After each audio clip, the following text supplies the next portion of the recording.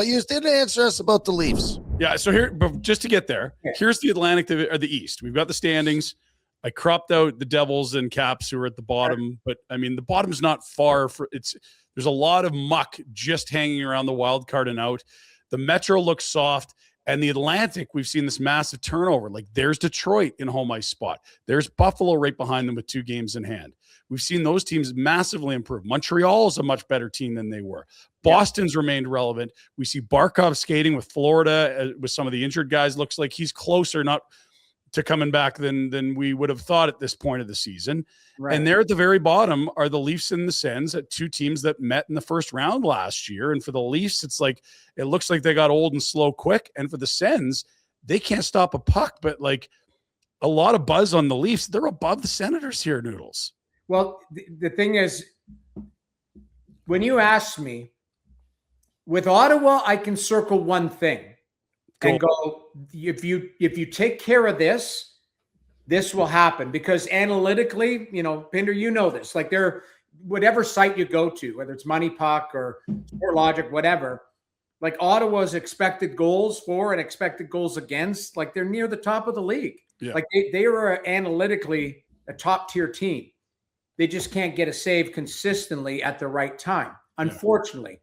With the Leafs, the fix isn't one particular compartment where you go, you fix that and we're on to something. What's happened is they've had 9 years of stress-free regular seasons. 100+ points every year. Yeah. 100-point team, playoff team. That, this fan base is like, wake me up in April to see if they can do something. And, they've won 2 playoff rounds in 10 years or in 17 years, whatever it is. But I'm talking the 10 years of Matthews and all of that. And now the fan base, this is uncharted territory for them, or it's muscle memory going back to the Phil and Dion days, or even before that to when it was scorched earth. And I think what's happened is the fan base, they're not used to that. You're going, this team, whether you believe it or not, was going to be in that battle. I think they're going to fight for a playoff spot all season long. Whether they get it or not, doesn't look good right now. Mm-hmm.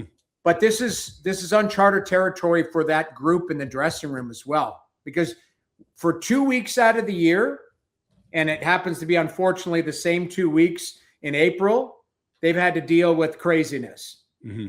Now it's every day, because in the regular season, the Leafs, and there's other teams in the league, we could call them regular season heroes. It's, hey, Matthews chasing 70. It's Willie's having Mitch Marner chasing 100 points. It's this goalie's playing well, all-star game for that. And it's just been very easy. Nothing's been easy for them this year. And you see right now, the 0-4-1 in this last 5 games in the homestand. And they were coming off an 8-0-2 stretch where they put themselves back into the mix. Yeah, just to give it right back. Just to give themselves an opportunity. And now Buffalo in regulation goes into their building and kicks their ass. After a big meeting.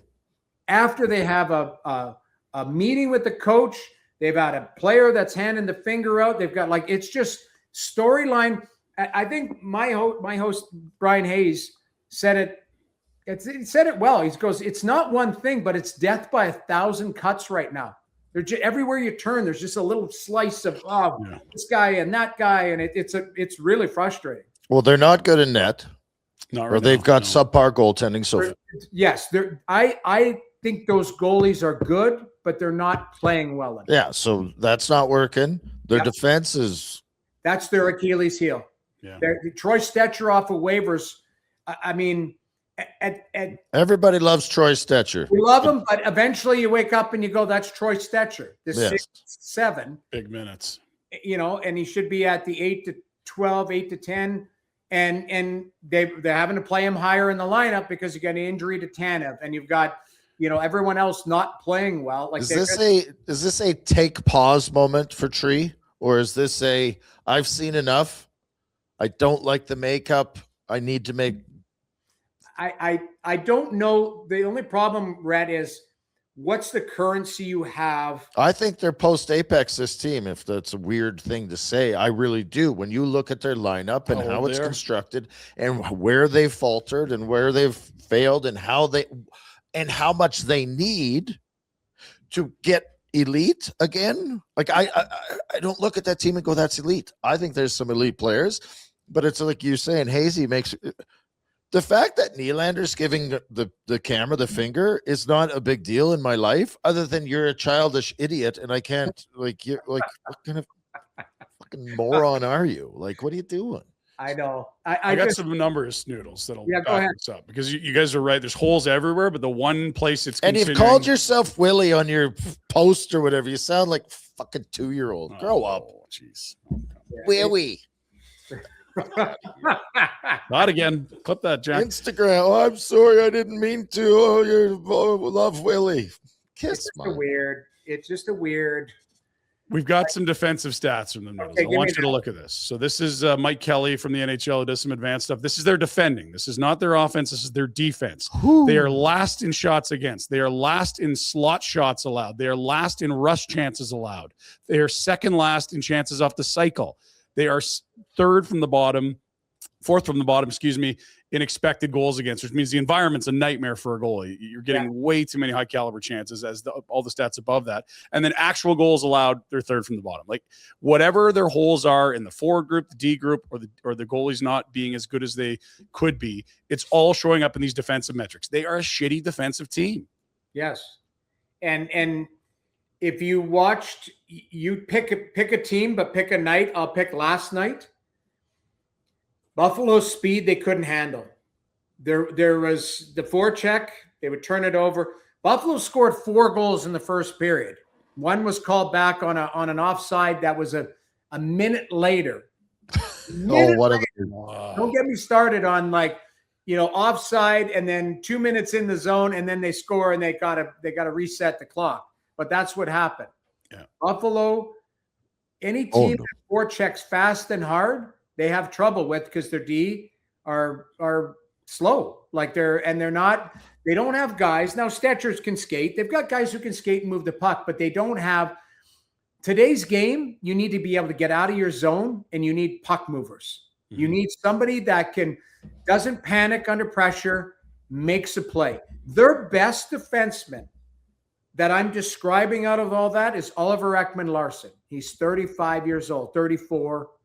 And a Warrior, played every game this year, even though he's left a few games with injury. He just seems to show up the next game. But he was a 5-6 on a cup winner. They're asking him to be a 4, maybe higher in the lineup. And it's not constructed right, whether it's due to injuries or not. It feels like a team that had some very high-end elite talent, and they tried to fill the holes with the gum, you know what I mean? The leaks, and they tried to spot Tanev in there. And we all love Tanev, but this is exactly what everyone expected to happen to Tanev in a bad way. Yeah. Where I feel terrible for it because, like I said, everyone loves Tanev. Everybody loves this Tanev. Is what you were kind of expecting. At the end of the day, Tanev's going to get hurt. Mm-hmm. You can't really rely on it. I think I just don't know how they're constructing. I don't know what kind of capital they have. And what, you look at that Sport Logic thing, you're like 4.5%. Yeah. Chances of playoffs, that's real low. Well, there's just so much, like you say, there's not like, there are 2 points ahead of Ottawa. Ottawa's got a game in hand, but Ottawa's playing Colorado tonight. But my point being, and they're both out of the playoffs. They're both out of the playoffs. Ottawa by 10 points, the Leafs by 8. Ottawa, I can look at that roster and go, give me one thing. And that might change the trickle down. Is there one player, if I walked into the Leafs dress, is there one player that would go, oh, that's just going to change everything? I think it's weird for me to say. Rasmus Andersson would have been a guy that I think could have helped the balance of power back there, because he can advance the puck, he can quarterback the power play. He's got some bite to his game, some attitude to his game. All of a sudden, he can play with Morgan Riley or Jake McCabe, and now all of a sudden you don't have Brandon Carlo there, who doesn't make a real clean first pass. Rasmus does. So again, maybe one player like that could help the balance of power, where Troy Stetcher doesn't have to be that guy. He can play as a 5-6. That's I look at it again. I know you guys hate talking about Edmonton, but Edmonton made one trade a couple of years ago that helped the balance of power of their D, and it was Ekholm. Yeah, best deal Kenny made. Yeah, right, because it took Nurse out of that, and it goes, we're going to put Ekholm here. We're going to slot Nurse down. We're going to have somebody to play with Bouchard to settle him down. Like there was a ripple effect throughout that organization with one move that was slotted properly. Mm-hmm. And I think that's where, if you're asking me, like these organizations, I don't think there's a quick fix. But if there might be a play now, again, you don't have the currency to get Rasmus. That's just it. That's what I was just going to say. It was like, even if you were able to get Rasmus Andersson, and even if Rasmus came in and did that, I don't know that it takes you from where you are right to the top of the food chain. No, I think it helps you get to the playoffs. Pinder, what it does is maybe like right now I call the Leafs and just like Calgary was in the last couple of years in that muddy middle. Yes. Mm-hmm.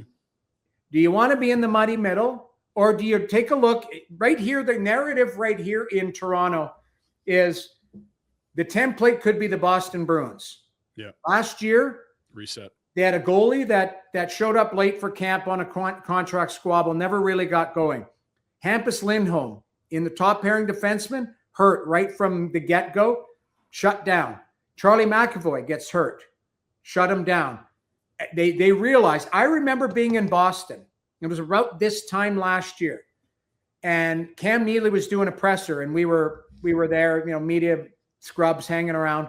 And Neely said, the next week of our season, we're going to decide whether we are buyers or sellers at the deadline. He said, our next 3 to 4 games are going to dictate. It dictated, and they sold. They shut everybody down. Lindholm didn't, fit in early on. It took him a bit to settle in. Now he looks comfortable, right? But they had so many things that didn't go right. So they made that decision. This year's not our year. We're going to reset and we're going to sell off some assets. Yep. And we're going to retool and go right back at it. And they were able to, with what they have, to go right back at it again this year. Toronto might have to do that. Yeah, and so I think we all agree they don't have the capital to make a splash, to make one move that you're like, and one move I don't think fixes it. And so we're taking that off the board, and this is where things get really interesting for a team that's got a hollowed out system that does not hold their own first rounder. Right. It's also like you can't really tank and go get a stud here. It's top 5 protected, but they moved their first to Boston in the deal for Carlo, which is looking like a very, very steep price to pay for a guy who's probably a 5'6" if he's slotted best.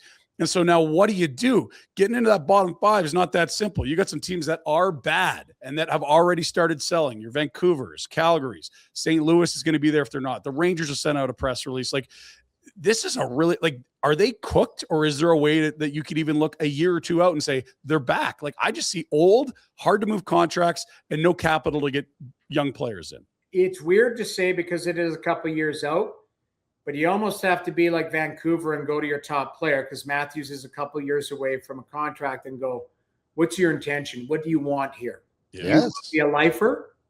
Or, again, I don't want to be radioed. I joke because I don't want a headline say McLennan says this or whatever, but it might have to be a realistic conversation as to what is the plan moving forward. John Tavares has 3 more years on his deal. He's not going anywhere. He's 35 years old, 36. Like, maybe you look at Morgan Riley and you go, whether you like it or not, we're going to, try and move away from you. He makes 8, I think 7 something. Still good player, but it's. He'd be a great asset if you're willing to move him to a team. There's a lot of teams that would love to have him. They've got 2 decisions on UFAs. Scott Lawton, who they gave a first rounder for. Another first. And then the Bobby McMahon, who is a nice Alberta guy, Wainwright, nice Alberta minister guy, who they found, and they, he's come, but they found him and he's on a cheap deal. His next deal, he's a 20+ goal scorer. His next deal might start with a 5. Do you want to commit to, that, or are you going to move him at this deadline and start trying to recoup some of the stuff that's gone out the door? These are decisions that have to be made. Here's the other thing I'll throw on the table. Keith Pelly took over this organization. It was Brendan Shanahan. Now they've got a president of MLSE. They don't have a president of, the Leafs. So it's Pelly. Is Pelly saying to Brad Treliving, you have the keys to the castle? Or are you saying we're going to reevaluate everything at the end of this season? And if that's the case, are you allowing the people in place right now to make the organization future decisions? So that's the other. If Tree's your guy, which is, we all love Tree. I know Tree very well. He's a good friend of mine. If Keith Pelly has a vote of confidence, then you go to Tree and say, execute a plan moving forward. You got to figure out Matthews' intentions. What are you going to do with William Nylander, who's got 8 years or 7 years left? And, these are good players. But at the end of the day, if you're having a retool, do they have the stomach for it? Are you the guy that's going to do it? Like, there's lots of questions to be answered before we even have these conversations. Yeah, must-win games in January, regular seasons that have been stress-free, and now all of a sudden a new president whose bottom line was very clear at his opening press conference. It's about banners. Yeah. They haven't been further from a banner in the last decade than they are right now. Yes, that's a fair point. Hey, buddies, thanks for watching. We appreciate it. Also, if you could throw in a like and subscribe, it does help us out with what it is we are doing. And check out more at flamesnation.ca.